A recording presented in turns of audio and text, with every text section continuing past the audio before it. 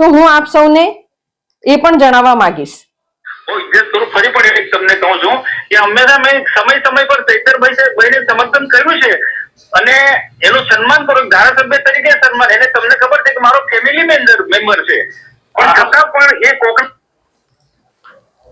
જ્યારે એમનો પોતાનો ફેમિલી મેમ્બર હોય અને એમના પરિવારનો વ્યક્તિ હોય, એ પોતે સ્વીકારે છે કે હું સમર્થન કરું છું, તો મારા પર એવા ખોટા આરોપો લગાવવાની એમને શું જરૂર પડી? એવી કઈ પરિસ્થિતિનું નિર્માણ થયું કે એમને મારા ઉપર આરોપો લગાવવા પડે છે? મારો વિધાનસભા ક્ષેત્ર છોટાઉદેપુર લોકસભામાં આવે છે અને મારા વિસ્તારમાં જુનારાજ ગામમાં જે ચૈતરભાઈ વસાવાએ જે પદયાત્રા કરી હતી,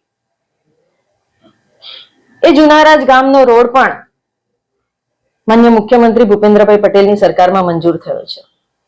એ રોડનું કામ પણ ચાલુ હતું, પરંતુ આજ આપ પાર્ટીના કેટલાક